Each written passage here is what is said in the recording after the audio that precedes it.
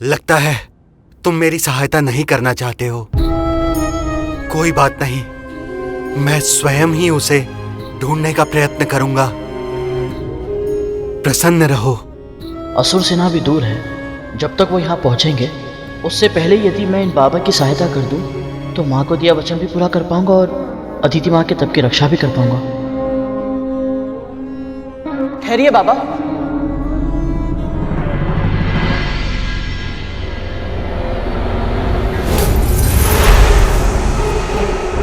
आप मेरी पीठ पर बैठ जाइए। यदि हम दोनों मिलकर ढूंढेंगे तो वो बारासिंगा शीघ्र ही मिल जाएगा। मैं तो सोच रहा था इसके यहाँ से जाते ही रेखा पार कर जाऊंगा, पर इसने तो फंसा दिया।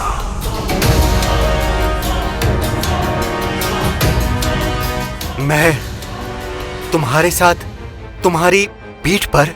क्यों, कोई समस्या है बाबा? नहीं नहीं, समस्या कैसी।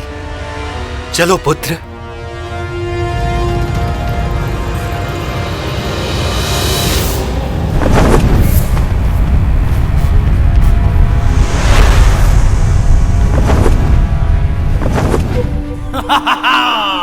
उत्तम राहु, उत्तम।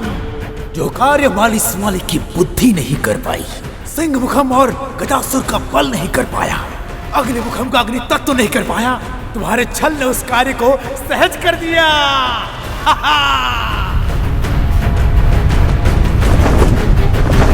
वो रहा बारासिंगा, उधर भागा जा रहा है गहन वृक्षों के बीच में।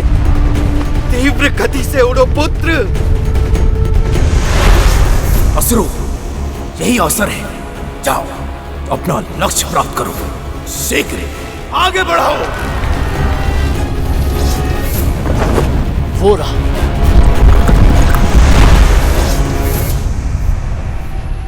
अरे कहाँ गया? उधर देखो पुत्र, वो रहा। अभी पकड़ता हूं इसे। फिर लुप्त हो गया।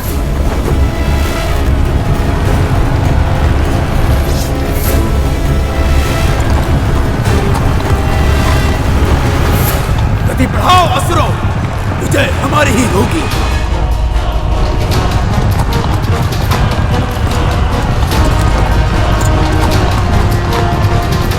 शीघ्र ही लौटना होगा मुझे। असुर कहीं अदिति माँ तक ना पहुंच जाए। ये मूर्ख पक्षी मेरे जाल में फंस गया। अब इसे तब तक भटकाऊंगा जब तक असुर सेनापति वज्रांग देव माता तक पहुंच नहीं जाते। वो रहा बारासिंगा, दूर भागा जा रहा है। गति बढ़ाओ पुत्र, तीव्र और तीव्र। कुछ विचित्र लग रहा है। मुझे इतनी उत्तम दृष्टि के बाद भी बारासिंगा दिखाई नहीं देता और इन बाबा को हर बार दिख जाता है। माँ यहाँ होती तो कोई ना कोई उपाय अवश्य सुझाती, पर जो मुझे दिखाई भी नहीं दे रहा उसे कैसे ढूंढूं मैं?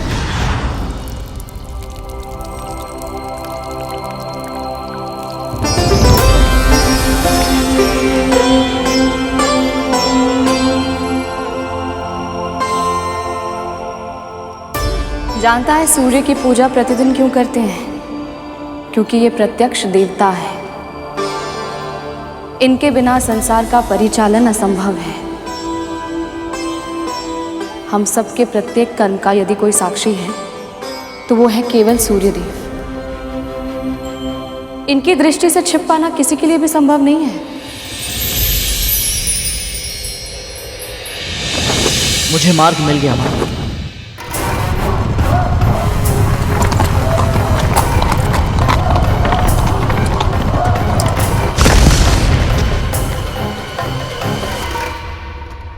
रुक क्यों गए पुत्र? हमें बारासिंगा को ढूंढना है। चिंता मत कीजिए बाबा, मैं आपकी सहायता ही कर रहा हूं।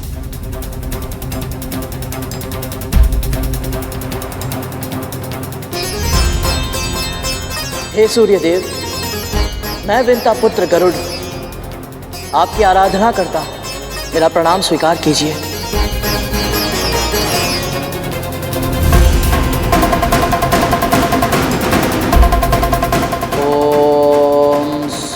देवाय नमः। सूर्य का आह्वान क्यों कर रहा है ये? देवाय नमः। ओम सूर्यदेवाय नमः। ओम सूर्यदेवाय नमः। ओम सूर्यदेवाय नमः। ओम सूर्यदेवाय नमः।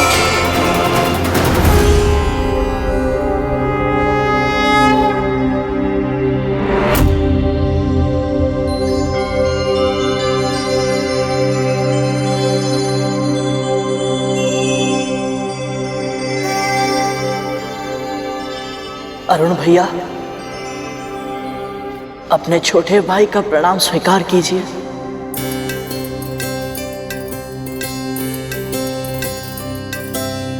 मुझे तुम पर गर्व है गरुड़। मां को दास्ता के श्राप से मुक्त करवाने के लिए हर संभव प्रयत्न कर रहे हो तुम। हमारे मार्ग में तरह तरह की बाधाएं आएंगी, किंतु अंत में तुम सफल होगे। ये मेरा दृढ़ विश्वास है तुम पर। भैया, आप मेरी प्रेरणा है। शेषनाग भैया से मैंने आपकी कथा सुनी। अर्धविकसित स्वरूप को भी आपने अपनी दुर्बलता नहीं बनने दिया, बल्कि उसे स्वीकार किया।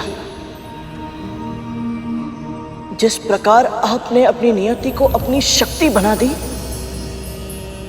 ये अद्भुत है भैया। सूर्य से सीधा संपर्क है इसका। कहीं ऐसा ना हो कि हे सूर्यदेव, आपके आशीर्वाद की कामना से मैंने आपका आह्वान किया। कृपया आप बारासिंगा को ढूंढने के लिए मेरी सहायता कीजिए,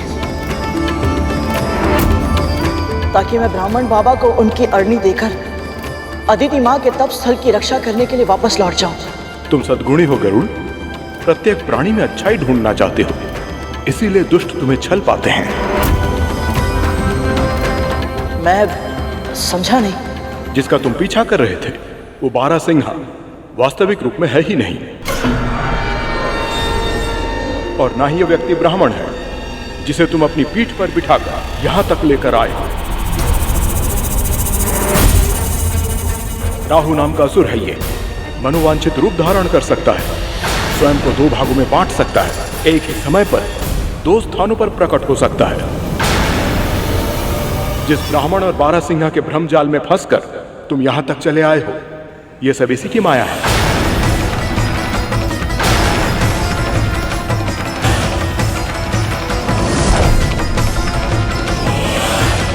हाँ, असुर हूं मैं और छल विद्या है मेरी, किंतु मेरा भेद बताकर तूने बहुत बड़ा अपराध किया है सूर्य।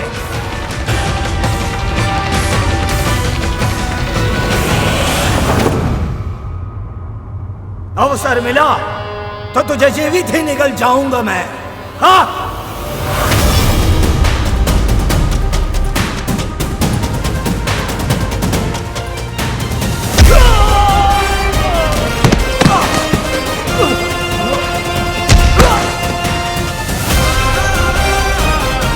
तू मेरे सामने ब्राह्मण का रूप लेकर आया था, इसलिए तुझे मैं छोड़ रहा हूं, किंतु दंड अवश्य मिलेगा तुझे। जिस प्रकार तूने स्वयं को दो भागों में बांटकर मेरे साथ छल किया है, यदि फिर किसी के साथ ऐसा छल किया तो तू सदैव के लिए दो भागों में बंट जाएगा, और फिर तेरे दोनों भाग कभी एक साथ नहीं हो पाएंगे। ये मेरा श्राप है।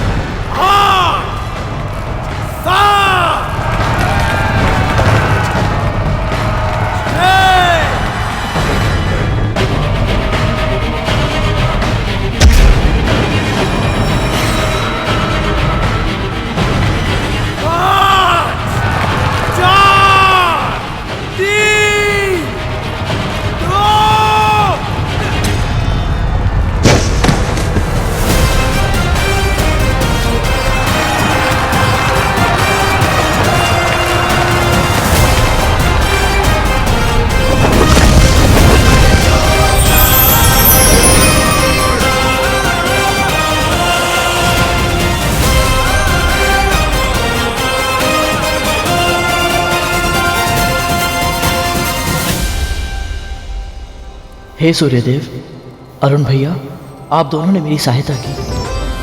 आपके ही कारण मैं अदिति माँ की तपोभूमि की रक्षा कर पाया और माँ को दिया वचन भी निभा पाया। आप दोनों का बहुत बहुत आभार।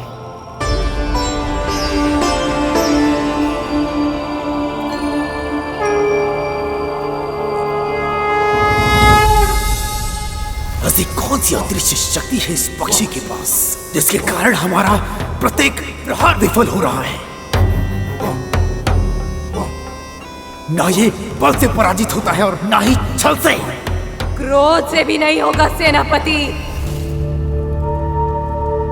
बुद्धि का उपयोग करना होगा। यदि इसके पास अदृश्य शक्ति है तो उसकी काट के लिए हमें भी अपनी अदृश्य शक्ति का प्रयोग करना होगा। ऐसी कौन सी शक्ति है हमारे पास? मां पाताल भैरवी।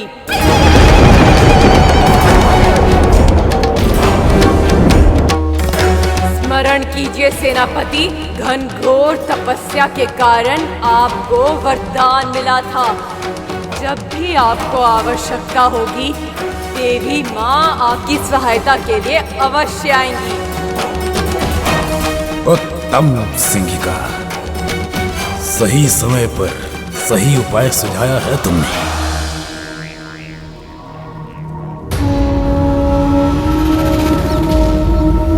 परंतु माँ का क्रोध अत्यधिक प्रबल है।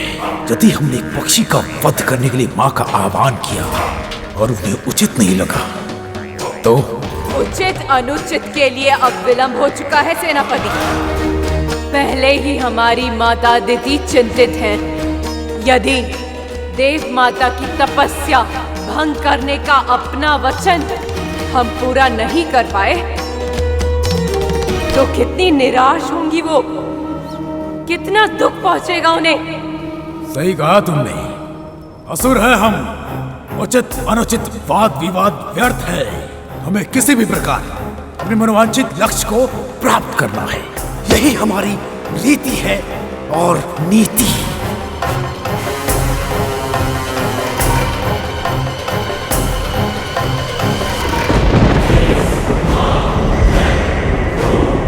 ओम पाताल भैरवे नमः। ओम पाताल भैरवे नमः। ओम पाताल भैरवे नमः। ओम पाताल भैरवे नमः। ओम पाताल भैरवे नमः। शस्तं ज्योति भैरवी प्रकटी। शस्तं ज्योति भैरवी प्रकटी। शस्तं ज्योति भैरवी प्रकटी।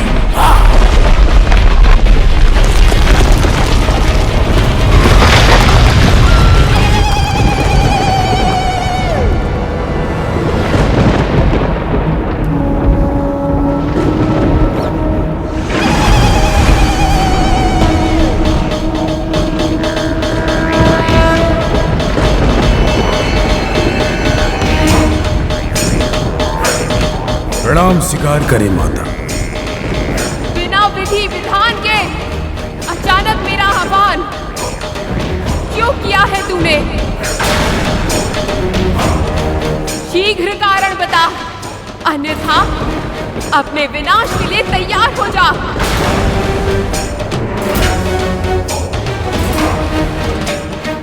आप हम असुरों की इष्ट देवी है माता, और आपने जो वरदान मुझे दिया था, आप उस वरदान से बंधी भी है।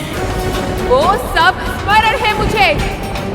बता, क्या चाहिए तुझे? ये पक्षी मेरे मार्ग में बाधा बन रहा है माता। मेरे नेत्रों में कांटा बनकर चुभ रहा है। और तू चाहता है कि माँ इस दुष्ट पक्षी का सामना करे।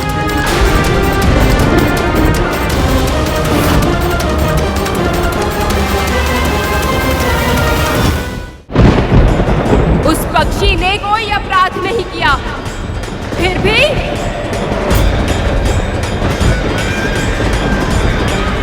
वो पक्षी अकेला होकर भी परोपकार कर रहा है, और तुम असुर देवताओं से स्वर्ग छीनने के बाद भी अधर्म कर रहे हो। यदि हमने देव माता का तप भंग नहीं किया तो वो अपने पुत्रों के लिए अनेकों शक्तियां प्राप्त कर लेगी। प्रश्न यहाँ धर्म या अधर्म का नहीं, प्रश्न है आपके वचन का, आपके दिए वरदान का।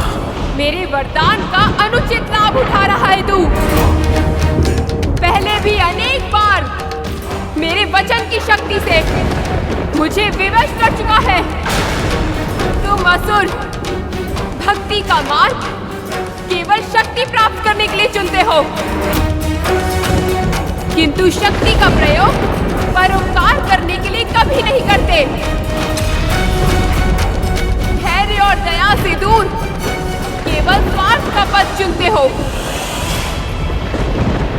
इसलिए वरदान पाने के बाद भी विनाश ही होता है। मैंने अपना मनोरथ आपके सामने प्रकट कर दिया है माता। आप मेरी इच्छा पूर्ण करें। जैसे एक बार मुख से निकला हुआ शब्द वापस नहीं जाता, उसी प्रकार दिया हुआ वचन तो पूर्ण करना ही होता है।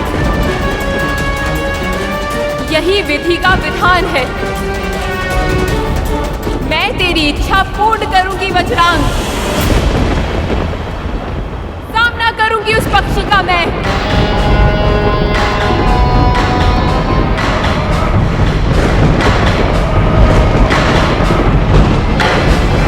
तुम्हारा सुझाया उपाय अवश्य कार्य करेगा सैनिका। जब स्वयं पाताल भैरवी उसका सामना करेगी, अब उस दुष्ट की मृत्यु निश्चित है।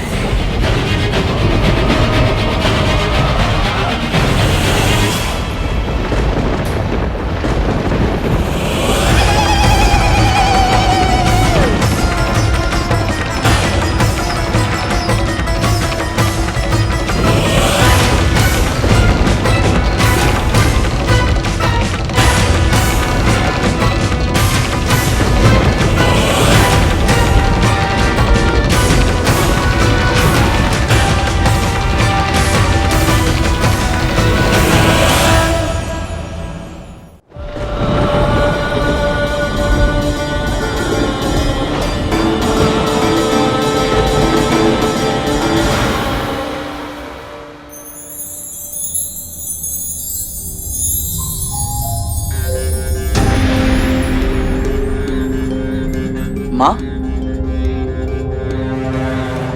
देवी माँ का रूप इतना रौद्र क्यों है? क्या वो बहुत क्रोध वाली है? देवी माँ की अनेक महाविद्याओं में से कुछ, जैसे छिन्नमस्ता, काली और पाताल भैरवी का रूप अत्यंत भयंकर है। उनका क्रोध प्रचंड है। फिर भी वो बिल्कुल इस नारियल की तरह है, बाहर से कठोर पर भीतर से कोमल।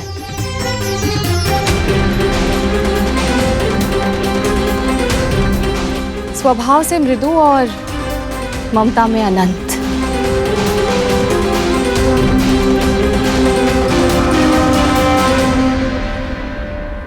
माँ के इस रूप से पापियों के हृदय में भय उत्पन्न होता है और उनके सच्चे भक्तों को यह आश्वासन मिलता है कि जब तक माँ का आशीर्वाद उनके साथ है, कोई बुराई उनका अहित नहीं कर पाएगी।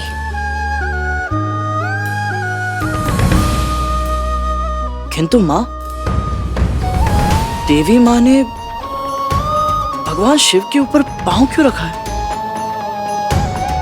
एक बार देवी माँ संसार की रक्षा के लिए दैत्यों का वध करने पर विवश हो गई थी। अनगिनत दुष्टों का संहार किया इन्होंने, पर तब तक इनका क्रोध विकराल रूप धारण कर चुका था। अपने आवेश पर इनका नियंत्रण नहीं रह गया था। ऐसा लगने लगा था जैसे इनकी अंतहीन शक्ति अब पूरे ब्रह्मांड का विनाश करके ही रहेगी। ऐसे में शिव शंकर जगत कल्याण के लिए देवी माँ के मार्ग में भूमि पर लेट गए और शीघ्र ही महाकाली ने अनजाने में चरण अपने आराध्या के ऊपर रख दी है। और जब देवी माँ को यह अनुभव हुआ कि इन्होंने क्या कर दिया है, तो ये ग्लानि से भर उठी, रक्त से सनी इनकी जीवा मुंह से बाहर निकल आई और इनका क्रोध पूरी तरह शांत हो गया। अद्भुत है देवी माँ, अद्भुत है इनका क्रोध, इनका प्रेम।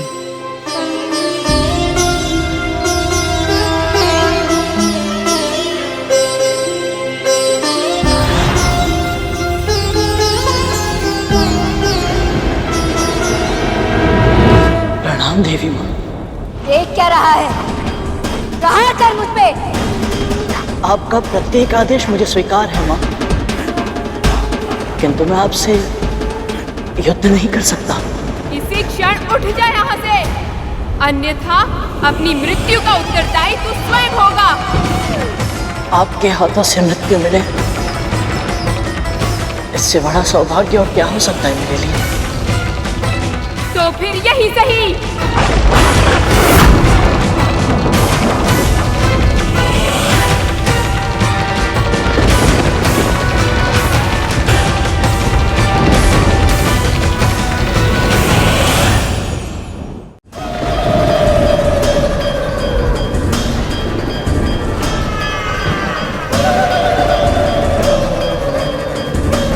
प्रणाम देवी माँ। देख क्या रहा है पक्षी, युद्ध कर मुझसे।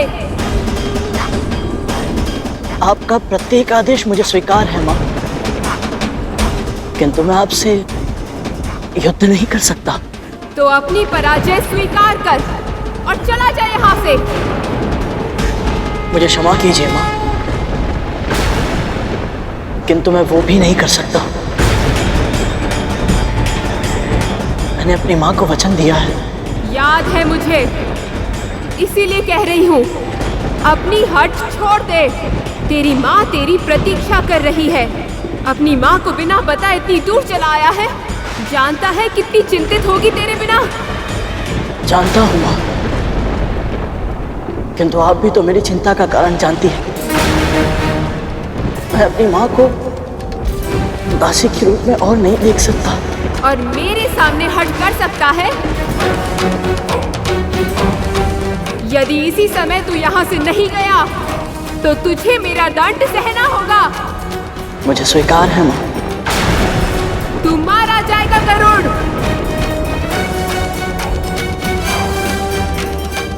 यदि यही मेरी नियति है तो फिर मैं चाहकर भी इसे बदल नहीं सकता। अनर्गल प्रलाप मत कर गरुड़। यदि तेरी मृत्यु हो गई तो तेरी माँ को दास्ता से कौन मुक्त कराएगा? आप सही कह रही हैं माँ, पर यहाँ से मैं चला गया तो ये असुर अदिति माँ की तपस्या भंग कर देंगे। जिसकी भक्ति में शक्ति होती है उसकी तपस्या भंग करना इतना आसान नहीं होता। ये मुझे अपने मार्ग से हटाने के लिए आपका आह्वान कर सकते हैं माँ, तो फिर अपना लक्ष्य प्राप्त करने के लिए न जाने क्या क्या करेंगे। माँ, मुझे अदिति माँ की सुरक्षा के लिए यहाँ रहना ही होगा। तू अपनी सुरक्षा की चिंता कर। यदि तूने मेरा आदेश नहीं माना तो मुझे तेरा वध करना होगा गरुड़। पाताल भैरवी का प्रकोप इसे भस्म कर देगा। क्या तू अपनी माँ को दास्ता से मुक्त कराने के पहले यमलोक जाना चाहता है? नहीं माँ। तो फिर चला जा यहाँ से। यह संभव है माँ।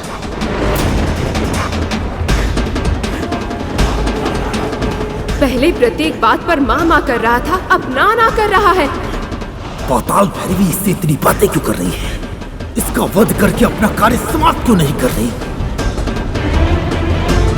मैं तुझे अंतिम चेतावनी दे रही हूँ गरुड़।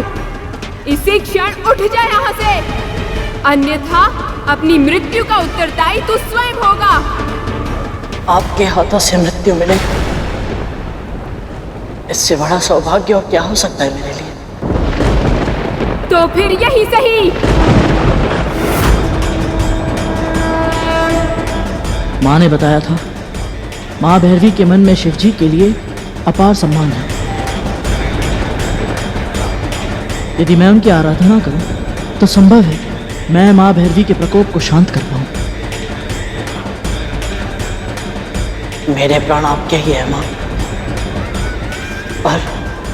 पर क्या? मेरा वध करने से पूर्व क्या आप मेरी अंतिम इच्छा पूरी करेंगी? बता, क्या है तेरी अंतिम इच्छा? मैं अपनी मृत्यु से पहले पूजा करना चाहता हूँ माँ, भगवान शिव की।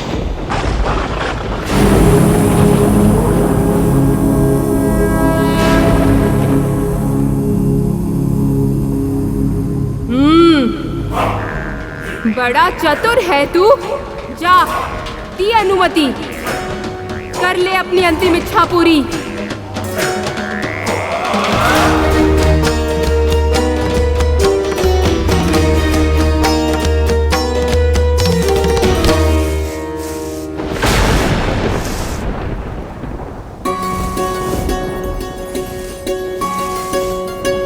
मिट्टी की व्यवस्था तो हो गई, अब बस इसे शुद्ध करने के लिए कंकड़ पत्थर निकाल देता हूँ।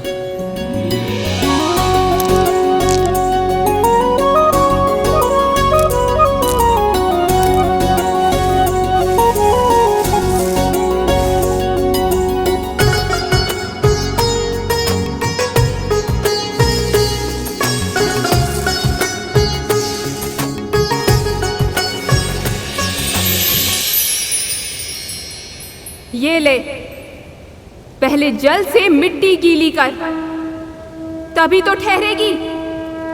मूर्ख कहीं का।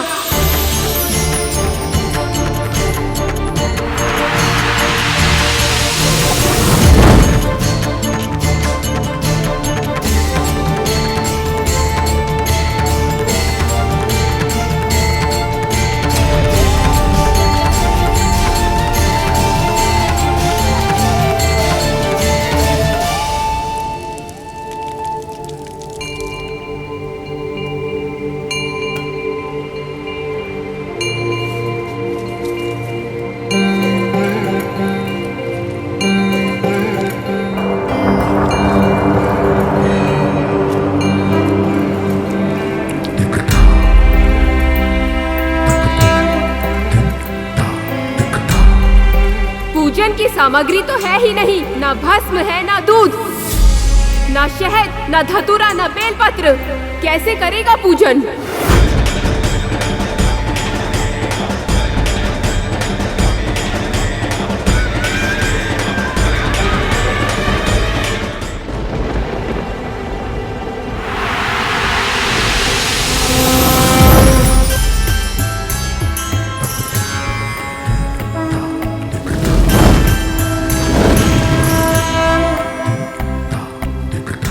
देख क्या रहा है? पहले शहद को दूध में मिलाकर शिवलिंग को स्नान करा। ये पाताल भैरवी से इतनी बातें क्यों कर रही है?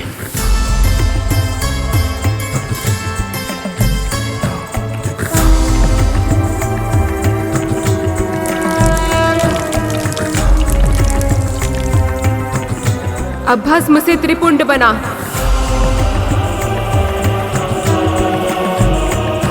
और अर्पित कर।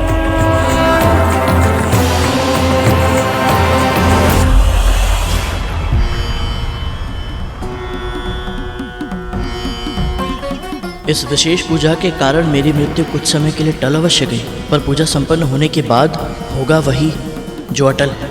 माँ मेरा वध कर देंगी। निश्चित ही मैंने पिछले जन्म में कुछ पुण्य अर्जित किए होंगे, जो मृत्यु से पूर्व मैं भगवान शिव की पूजा जैसा शुभ काम कर पा रहा हूँ। और तो और माँ पाताल भैरवी स्वयं मेरी पूजा विधि विधान से संपन्न करवा रही है।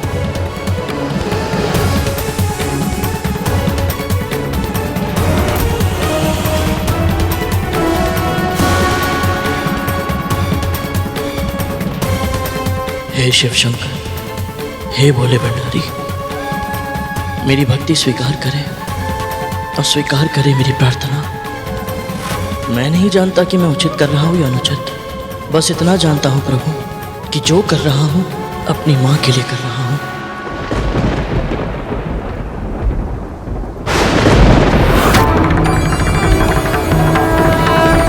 ये जीवन मेरी माँ को समर्पित है। यदि उनके संस्कारों की रक्षा करते हुए मेरे प्राण भी चले जाए तो मुझे बिल्कुल भी दुख नहीं होगा। पर वो समय आज नहीं आया है प्रभु। अपनी माँ को दास्ता से मुक्त कराने से पहले मैं मरना नहीं चाहता। मेरी सहायता कीजिए प्रभु, रक्षा कीजिए। ओम नमः शिवाय, ओम नमः शिवाय। शत्रु का दमन करने भेजा था मैंने पाताल भैरवी को, वो तो स्वयं उसके साथ अलती पाती मारकर बैठ गई। ओम नमः शिवाय। इतना भी नहीं समझती कि जो अब तक माँ की रट लगाए हुए था, वो अपने प्राणों की रक्षा करने के लिए शिव भक्त होने का ढोंग रच रहा है। अब ऐसा प्रतीत होता है कि मुझे स्वयं जाना होगा। चलो। रुकिए सेनापति, ऐसा कुछ मत कीजिए जिससे उन्हें क्रोध आ जाए। सिंह का सही कह रही है सेनापति। पाताल भैरवी से वरदान मांगने का सुझाव माँ दिति ने ही दिया था। अब यह वरदान पूरा हो, इसके लिए सुनिश्चित करना होगा कि क्या किया जाए, और ये भी वही बता सकती हैं। यदि आपकी आज्ञा हो तो मैं स्वयं को 2 भागों में बांट लूंगा। मेरा एक भाग माँ दिति के पास मार्गदर्शन के लिए चला जाएगा और दूसरा भाग यहीं रहेगा, ताकि मैं यहाँ भी सूचना प्राप्त करता रहूं। उचित कहा राहुल, जाओ, शीघ्र जाओ।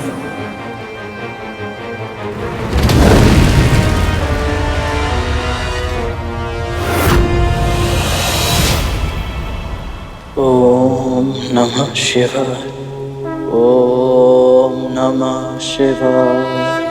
सावधान! सर्वशक्तिमान, महाज्ञानी, जगत पिता महर्षि कश्यप की प्रिया, असुर वंश की जननी, महारानी दिति पधार रही है।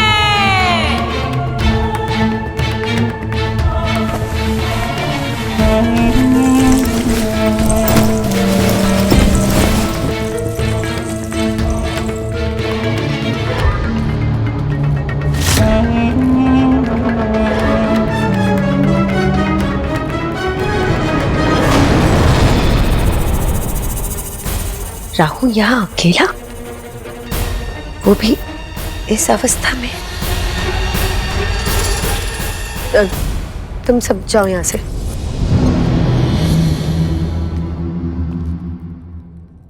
प्रणाम माताश्री। अदिति की तपस्या भंग करने का शुभ समाचार लेकर अब तक बजरंग को आ जाना चाहिए था। वो आया क्यों नहीं? कहाँ रह गया वो? जवाब दो।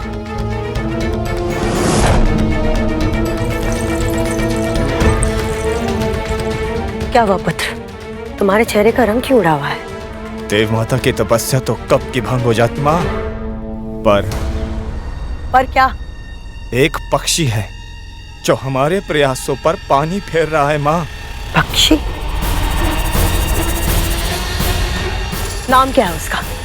माँ विंता का दूसरा पुत्र गरुड़।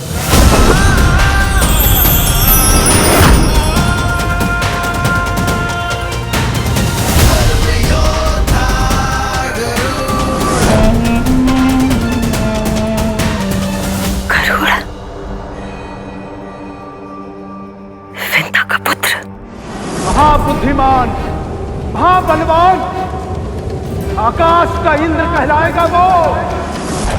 पर वो असुर सेना और अदिति के मध्य क्यों आ रहा है? मुझे नहीं पता माँ। गरुड़ को पराजित करना आसान नहीं है माँ।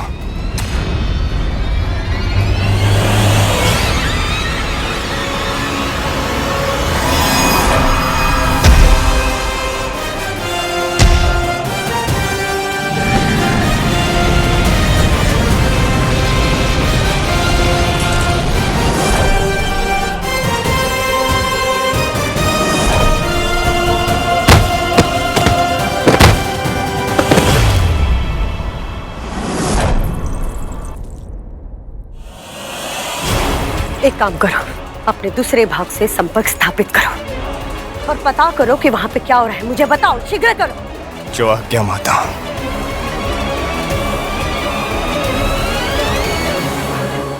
ओम नमः शिवाय, ओम नमः शिवाय।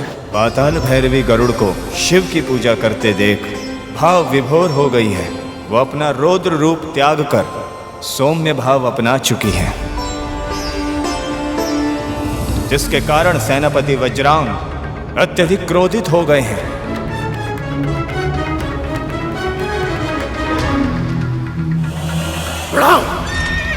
और सिंगिका के सुझाव के विपरीत अपना रथ लेकर उन दोनों की ओर बढ़ रहे हैं।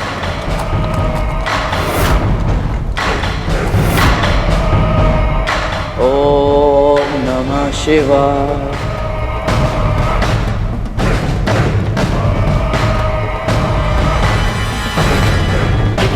ये क्या कर रही है देवी?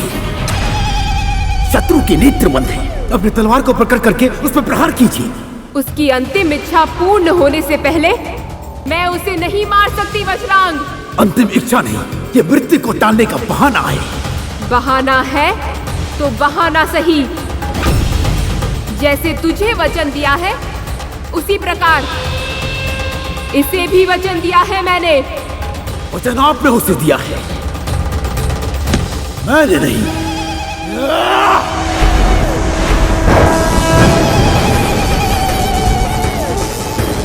असुरों की इष्ट देवी हूँ, इसीलिए तुझे प्राण दान देती हूँ। अन्यथा मेरे शिव शंकर की पूजा भंग करने वाला एक क्षण भी मेरे सामने जीवित नहीं रहता।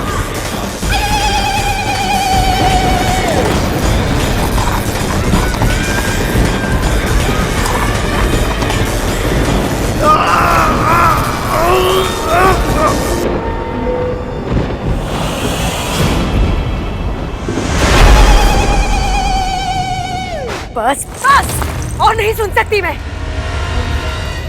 माँ, उस पक्षी ने पाताल भैरवी के हृदय को भी जीत लिया है। हम असुर कैसे जीतेंगे उससे माँ? दुर्बलता, हमें उसकी दुर्बलता जाननी होगी और उसके लिए मुझे कद्रू के पास जाना होगा। कद्रू कोई ना कोई उपाय जरूर बताएगी, क्योंकि कद्रू विंता और उसके पुत्र से घृणा करती है।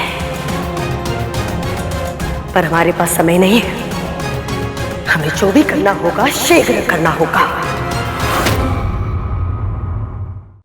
ओम नमः शिवाय। ओम नमः शिवाय।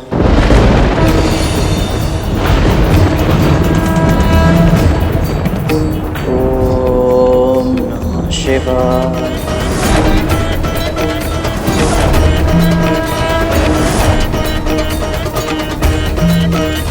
ओम नमः शिवाय।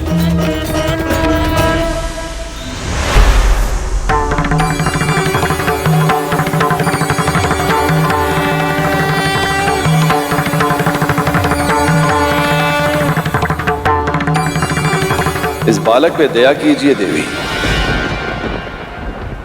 हमारे पुत्र जैसा है ये, निर्मल निर्दोष, केवल परोपकार करने की इच्छा से आपके सामने बैठा है। जीवित रहना चाहता है केवल इसलिए कि अपनी माता को दास्ता से मुक्त करा सके। हे प्रभु, आप तो जानते हैं कि मेरे हृदय में इसके लिए कितनी ममता उमड़ रही है। यदि मैंने वज्रांग को वचन न दिया होता तो मैं इसके सामने शत्रु के रूप में कभी ना आती। मैं क्या करूं प्रभु, चाहकर भी अपना वचन तोड़ नहीं सकती। उसकी कोई आवश्यकता नहीं है देवी। आपने वचन दिया था कि आप गरुड़ का सामना करेंगे, वो आपने संपूर्णता से पूर्ण किया। भक्त की भक्ति के आगे तो भगवान सदैव ही हारते आए। मैं आपका संकेत समझ गई प्रभु। अब मैं इसे जीवन दान दूंगी और वरदान भी। सच्चा शिव भक्त होने के नाते मेरे वरदान का उच्च अधिकारी है ये।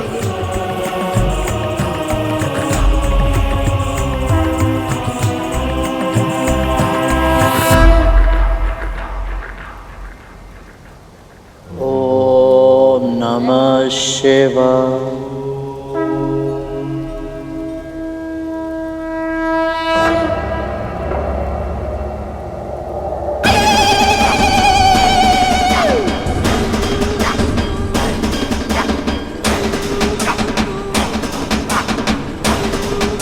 माँ, मेरी पूजा समाप्त हुई।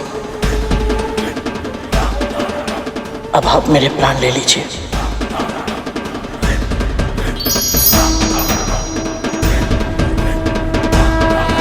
जा, मैं तुझे प्राण दान देती हूँ और तुझे वरदान देती हूँ कि समय आने पर शिव शंकर तुझे अवश्य दर्शन देंगे और इस पूजा के फल स्वरूप तुझे मनोवांछित वरदान भी देंगे। मेरी तो केवल एक ही इच्छा है माँ, कि मैं अपने जन्म की और अपने माँ की दासत्व की कथा जान पाऊं और अपनी माँ को बड़ी माँ की दास्ता से मुक्त करा पाऊं। बस इसीलिए मैं अदिति माँ की तपस्या पूरी होने तक प्रतीक्षा करने यहाँ आया था। तेरी प्रतीक्षा शीघ्र समाप्त होगी गरुड़, और जिस कथा को जानने के लिए तू इतना व्याकुल है उसका भेद शीघ्र तेरे सामने खुलेगा।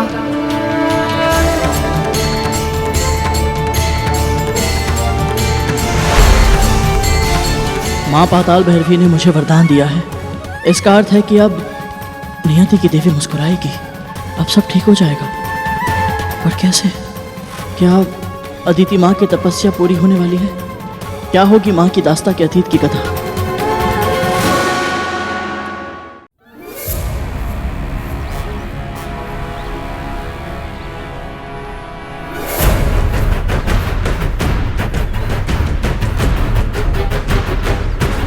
कालिया भैया,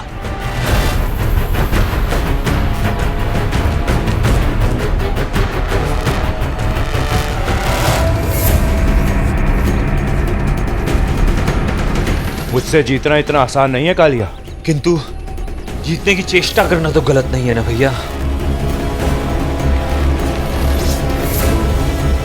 शाबाश मेरे पुत्रों, शाबाश। कालिया, इस संसार में कुछ भी असंभव नहीं है।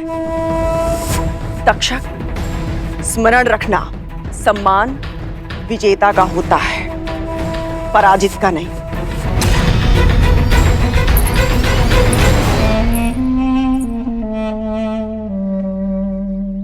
दीदी, तक्षक, कालिया, बहुत हुआ खेल, थक गए होगे, जाओ जाके भोजन कर लो।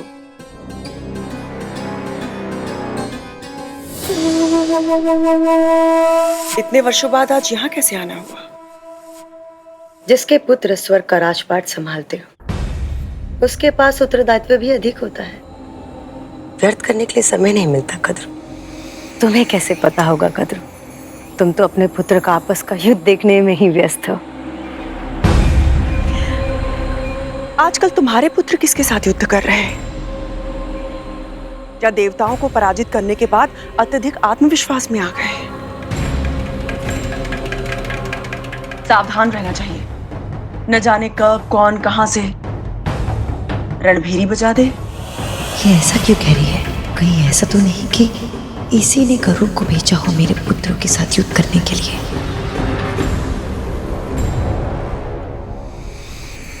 तुम मेरे पुत्रों की चिंता मत करो कद्रू। वैसे विंता कहाँ है? विंता दिखाई नहीं दे।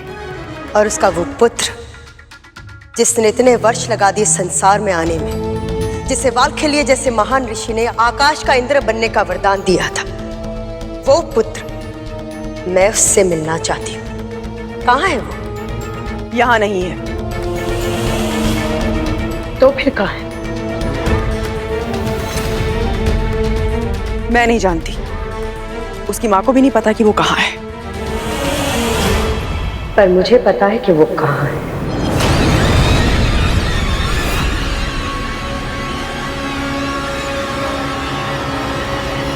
तुम्हें कैसे पता? कहाँ है वो? क्या वो जीवित है? केवल जीवित ही नहीं, बल्कि अपनी प्रभुत्व स्थापित करा है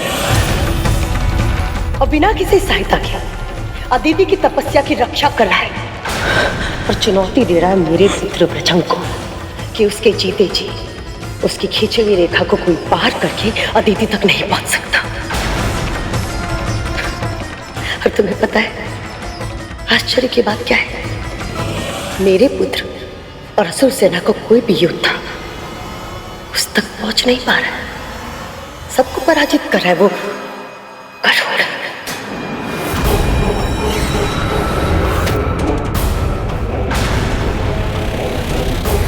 क्या लगता था तुम्हें कद्र? तुम विंता को नियंत्रित कर सकती हो तो उसके पुत्र को भी नियंत्रित कर पाओगी। बहुत शक्तिशाली है वो, बहुत शक्तिशाली है। इतना शक्तिशाली है कि मेरे पुत्र तो क्या, स्वयं पाताल भैरवी भी उसका कुछ नहीं बिगाड़ पा रहे।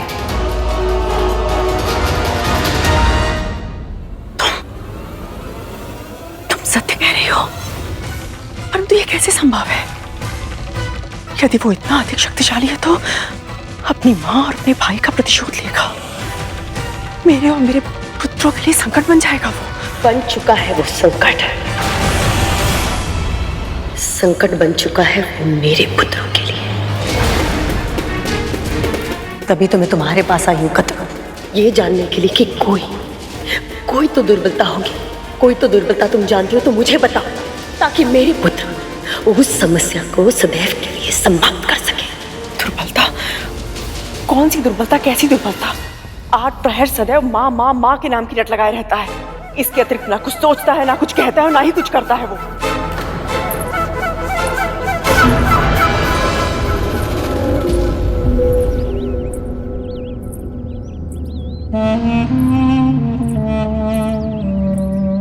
समझ गई। जिस माँ की भक्ति वो दिन रात करता रहता है, वो माँ ही उसे हमारे मार्ग से हटाएगी।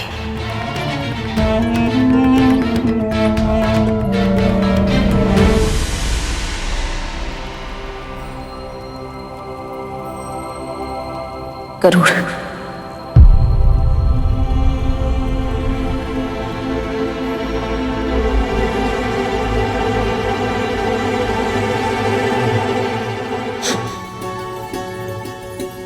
मैंने इतना स्मरण किया है आपको माँ कि जिस स्वर को सुनने के लिए मेरे कान व्याकुल थे, अब हृदय भी उस स्वर को पुकारने लगा है।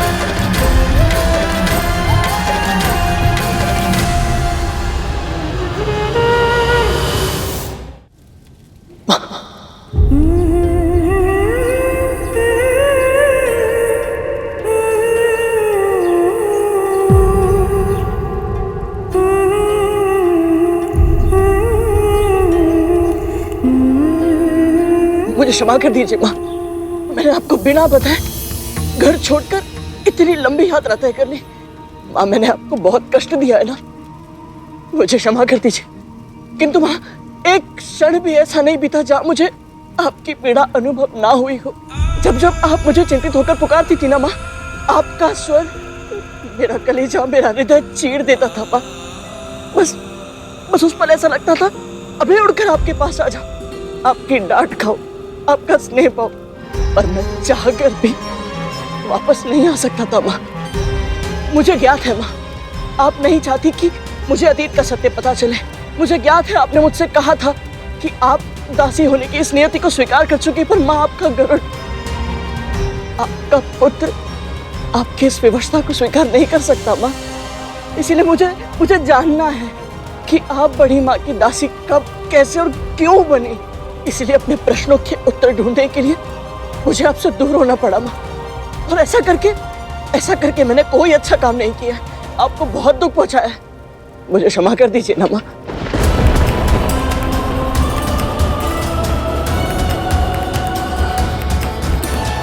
माँ, मैं जानता हूँ आप मुझसे बहुत क्रोधित हैं। आप मुझे मारिए, आप मुझे डांटिए, मुझे कोई भी दंड दीजिए, मुझे स्वीकार है, पर चुप मत रहिए ना माँ। कुछ बोलिए ना माँ, मुझे कुछ बोलिए माँ। घर चल। माँ मेरी बात तो सुनिए। सुनने सुनाने के लिए कुछ भी शेष नहीं है गरुड़। जो तेरे मन में आया तूने किया, जो तेरे मन में आया तूने कहा। अब तू मेरे साथ घर चलेगा इसी क्षण।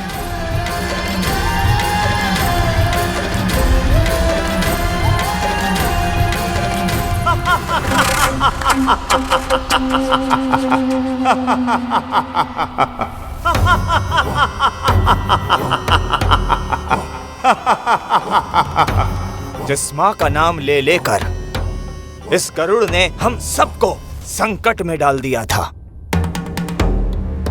उसी का उपयोग करके कितनी आसानी से आपने इसे मार्ग से हटा दिया। अद्भुत हो माँ, अद्भुत। अद्भुत तो वो माया है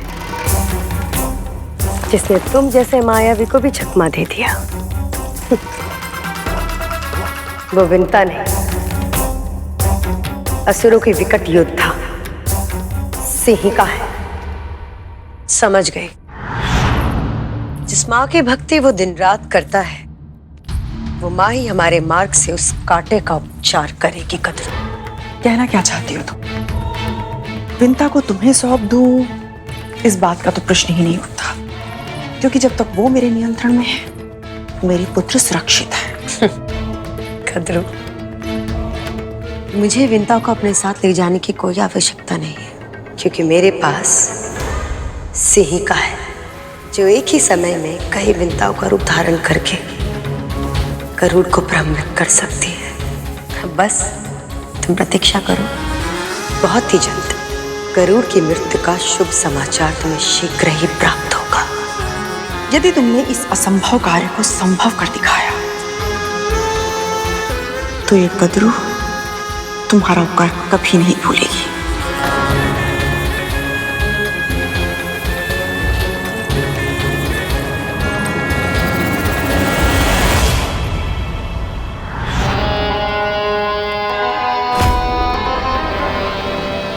सिंहिका।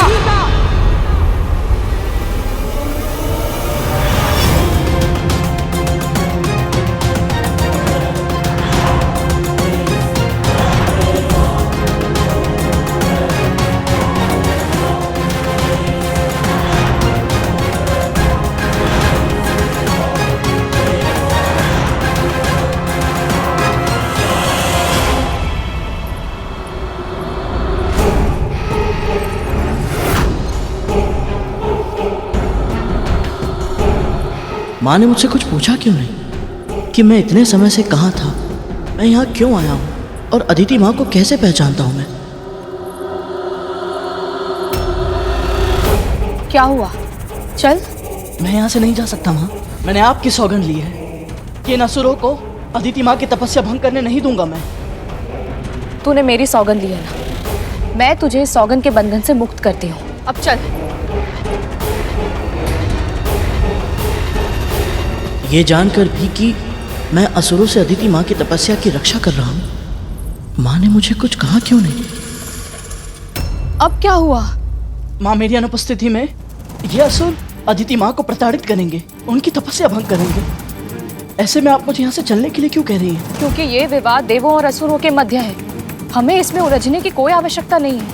पर माँ, अदिति माँ की आराधना में विघ्न पड़ गया तो ये प्रभु विष्णु का, उनकी भक्ति का अनादर होगा। अनादर होगा तो होता रहे, हमें अपने प्राण बचाने हैं पुत्र।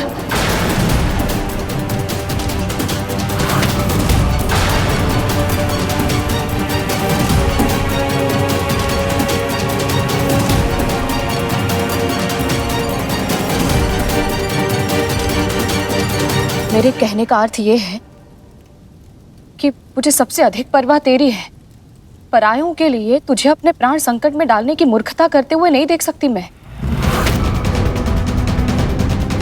माँ ने आज तक जो भी मुझे सिखाया है उसके विपरीत बात क्यों कर रही हैं आज? आपने मुझे जो संस्कार सिखाए थे उसमें से एक संस्कार ये भी था कि कभी कभी मूर्खता करना बुद्धिमानी से अच्छा विकल्प होता है। कैसी मूर्ख है ये विंता, अपने पुत्र को व्यवहारिक ज्ञान के विपरीत उल्टी शिक्षा दी है इसने। क्या हुआ माँ? आप कभी किसी परिस्थिति में व्याकुल नहीं होती, ना आपका मन भटकता है ना मस्तिष्क विचलित होता है, तो फिर आज आप इतनी घबराई हुई क्यों हैं? कुछ करना होगा मुझे, नहीं तो मेरा सत्य ज्ञात करने में इसे अधिक समय नहीं लगेगा। बस कर अब, कितने प्रश्न पूछेगा? ज्ञात नहीं है माँ को प्रश्न नहीं करते हैं। माँ जो कहे बस चुपचाप उसका पालन किया जाता है। और माँ ये कह रही है चल यहाँ से।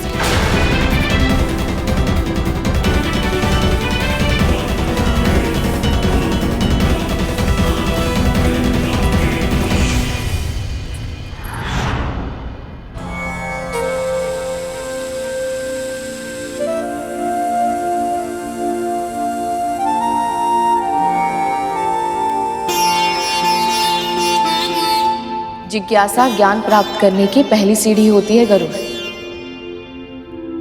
चाहे जो भी प्रश्न मन में आए उन्हें पूछने से कभी हिचकिचाना मत।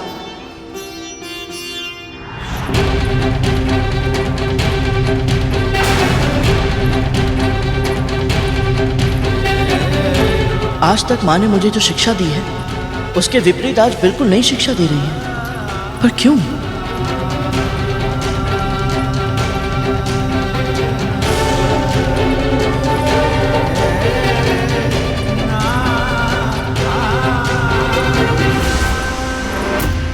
पैरों में छाले पड़े हैं क्या? बार बार क्यों रुक रहा है तू?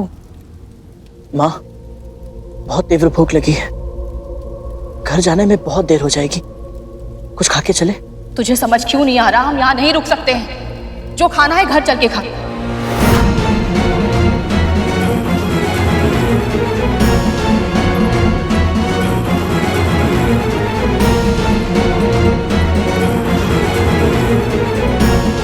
माँ, माँ उठिए ना, माँ जल्दी उठिए, जल्दी उठिए। क्या हुआ?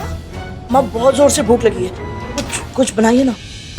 अभी बनाती हूँ, ऐसा स्वादिष्ट भोजन खिलाऊंगी देखते ही देखते सारा चट कर जाएगा तू।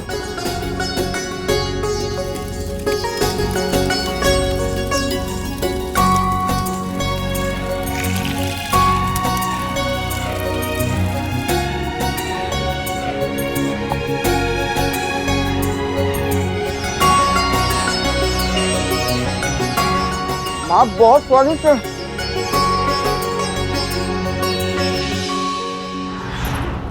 माँ, क्या आप मुझसे इतनी क्रोधित हैं कि मैं भूखा हूं ये जानकर भी आप पर कोई प्रभाव नहीं पड़ा?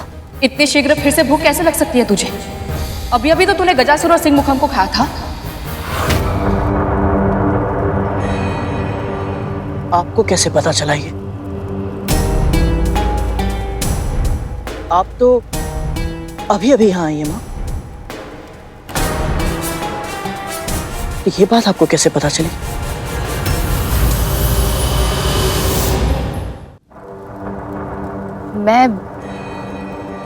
मैं माँ हूं और एक माँ अपने पुत्र के बारे में सब कुछ जानती है।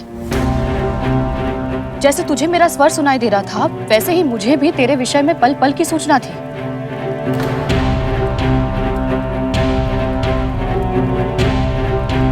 तो माँ, क्या आप ये सब जानती हैं कि मैंने 7 लोगों की यात्रा की, वैकुंठ पहुंचा, अरुण भैया से मिला, शेषनाग भैया से मिला। ये सब? हाँ, सब ज्ञात है मुझे, पर इससे क्या अंतर पड़ता है? आवश्यक ये है कि हम शीघ्र ही यहाँ से चले जाएं। अब विलंब मत कर, तो चल यहाँ से।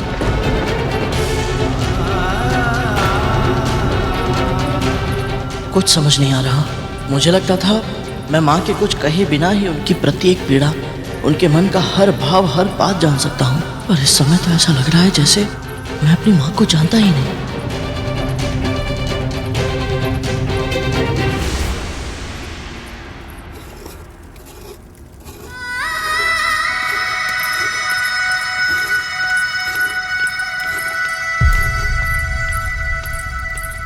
आज मैं बहुत प्रसन्न हूँ, बहुत बहुत प्रसन्न।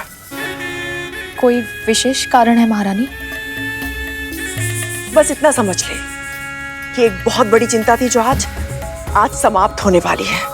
दिन रात वो चिंता व्यग्र कर रही थी मुझे, किंतु अब मैं सुख की नींद सोऊंगी।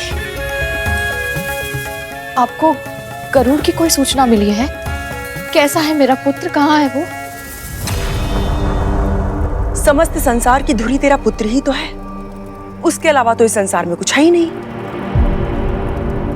पर महारानी, एक ही रट बार बार सुन के मेरे कान पिघलने लगे हैं विंता। बस कर। और हाँ, नारियल के लड्डू के साथ कुछ पेड़े भी बना लेना, जिस शुभ सूचना की प्रतीक्षा में कर रही हूँ। बस एक बार आ जाए वो, सबको लड्डू और पेड़े बांटूंगी मैं। तू भी खा लेना।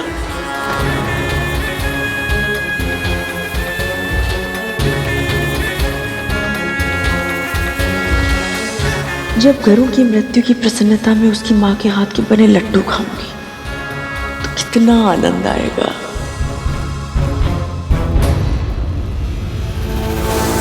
इन्हें इतना प्रसन्न देखकर न जाने क्यों मुझे अजीब सा संदेह हो रहा है। नहीं, कुछ अनुचित नहीं सोचना चाहिए मुझे। पहले भी ऐसे ही संदेह के कारण एक पुत्र को हानि पहुंचा चुकी हूं, फिर मैं वही त्रुटि नहीं कर सकती। हे नारायण, मेरे पुत्र की रक्षा कीजिएगा। ओम विष्णवे नमः, ओम विष्णवे नमः, ओम विष्णवे नमः।